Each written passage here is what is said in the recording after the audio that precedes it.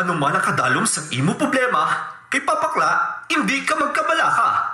Biskan sa ano nga tinion, kay Papakla, may aksyon. Tuning in 69.9 FM, on here on Papakla TV. Isa kami at ayan nga gabi sa inyo dira. Kamusta na kamo? Para nabala kamo sa inyo tagsa-tagsa ka panimalay, kag nagapalahuway. Sa subong nga gabi may ara naman kita istorya nga pagabasahon sa aton programa Palautwasan. Kung sa diin ang inyong problema, pagatagaan naton sang kaatagan, maagi sa paglaygay. Sa subong nga gabi kay undas, kag tanan nga mga tawo nagakadtugid sa patio para magsindi sang kandila sa ilang mga himata nga nagkalaymatay. Ang aton subong sulat nga pagabasahon related sa kababalaghan na hindi ma-explain naton diri sa aton kalibutan. Kani opinyo ko kag pagabasahon naton ang impadala na sulat sa aton letter sender sa aton program. Pero before ako mag-start sa akon nga program nga pagabasahon ng mga sulat, gusto ko lang anay liwat mag-shoutout sa mga masunod. Isa kami at ayan nga gabi kay Dr. Gualberto Bernas sa Capiz Doctors Hospital nga nagasubaybay kag nagapamatigid sa aton istorya kada gabi nga ginabasa diri sa aton program. Doc, isa kami at ayan nga gabi sa imo kag sa imo pamilya. Kag kay Sir Bong Noblesa nga nagapamati man sa aton program. Kay Ma'am Banji Umbid kag sa iya pamilya, isa ka mayad ayan nga gabi. Kay Ma'am Cherry Alcorano nga nagasubaybay man sa aton mga gina-upload na video. Kag kay Ma'am Honey Lee and family. Isa ka mayad ayad nga gabi sa inyo tanan. Gani, umpisahan na naton ang storya naging padala ni Papang Kim.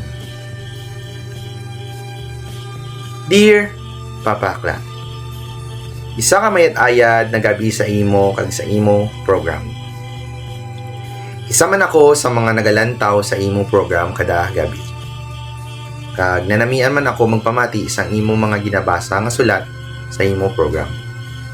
Gani, nagsulod man sa mind ko nga magpadala sa akon sulat sa imo program. Ihinago mo lang ako sa pangalan Kim.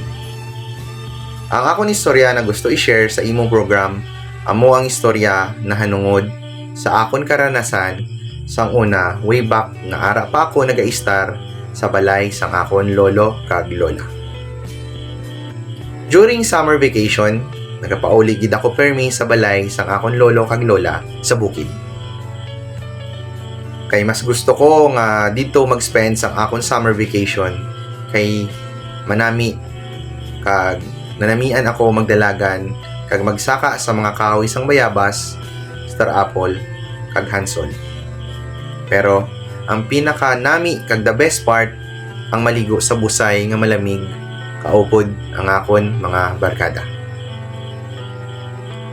Isa sad to kaadlaw pang naginakatay kami maglagaw sa bukid.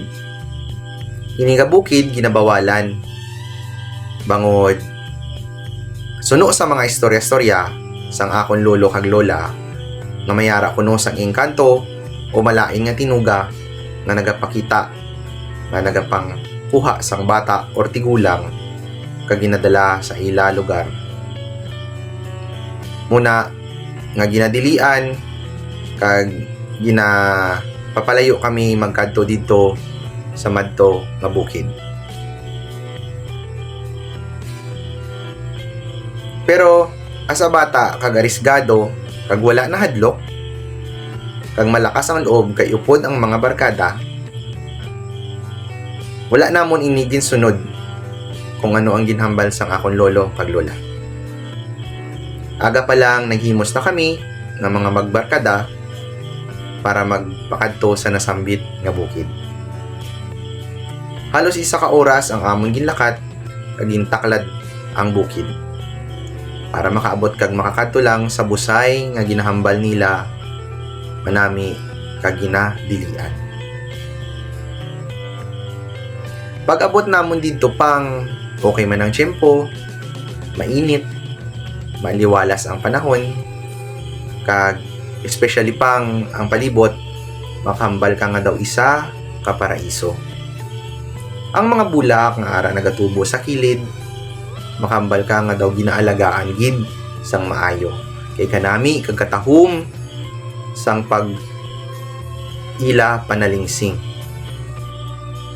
Kagabi abi mo pang ang tubig nga nagaagay halin sa busay pakadto sa idalom. Klaro kag maputi kaayo. Makita mo ang mga bato na may kulor sa idalom sang tubig. That time pang na-amaze gid kami sang katahom sang nasambit nga lugar. Ang akon mga barkada wala na nagpangduha-duha kag naghuba na sang bayo kag nagsilumpat sa busay. Ako lang pang ang nabilin. Ambot ko nga do iba ang pamatsyagan ko sa lugar. Kag dugangan pa pang nagasakit ang tiyan ko that time. Amo na nga wala ako anay naglumpat sa tubig. Maskin gusto ko na maglumpat. Samtang nagapaligo ang akon mga barkada, kag samtang ako nagapungko lang sa kilid sang dako nga bato kag ginalantaw sila. Kag ginalantaw ang palibot. Mayara ako nakita sa unhan nga nagatanaw sa amon. Sa unhan. Nagbalindog ang balahibo ko ba? Hindi ko maklaruhan kay daw sapat malang abi. Abi ko gani pang isa ka usa kay may sungay ini. Pero samtang gadugay kag samtang dugay ko siya nga ginahimutaran, amat-amat pang nga nagapalanindog ang akon balahibo. Kay ang banta ko nga isa ka usa hindi gali. Hasta subong pang preska pa sa akon pananawa ng itsura sang sadto nga tinuga na daw hindi ko mabalaan kung sapat gidman o tawo. Kaya ang iya laragway maitom nga may sungay kag ang iya mga mata mapula kaayo. That time pang gusto ko na magsinggit pero hindi ako makasinggit kag makahulag. Kay samtang ginatulok niya ako, nagangisi siya nga daw sa gusto niya ako kuwaon. Mayad lang gani pang kay nakita ako sang ako nabyan nga tulala kag nagatulok sa malayo. Gani ginalidali niya ako sing saka kag nagpalapit sa akon kag gintandog. Madto nga daw nagbalik ako sa akon kaugalingon kag gintudlo sa iya ang ako nakita. Pagkakita sang akon barkada, gilayon ini nagsinggitan sa akon mga upod nga nagatudlo sa ginahimtangan sang iyaman nakita. Ang ako na lang pang last nga nadumduman is ginbutong na lang nila ako para magdalagan pabalik sa amon. Pag-abot sa amon, dito pa lang ako nakabatyag, nadamo gali ako sang kasamaran sa akon tiil. Sang pagdalaga namon. Wala sang may nakabalo kung ano amon nakita o kung ano adto. Umpisa sa adto pang wala naging kami nagbalik sa lugar na adto. Kaya hasta subong, mas kinihamba lang ang pangalan sang sadto nga lugar, gapalanindo gihapon ang akon balahibo. Salamat gid pang sa paghatag sang time sa akon sulat para pagabasahon sa imo program. Tagapagpadala, Kim. Isa ka may dahil nga gabi sa imo pang Kim.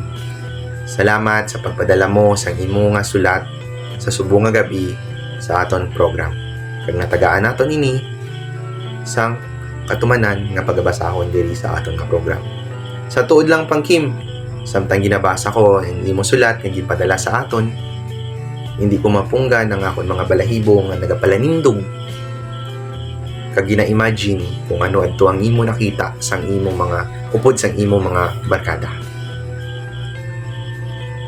Balan ko nga hindi lang man kita ang mga nagakabuhi diri sa kalibutan.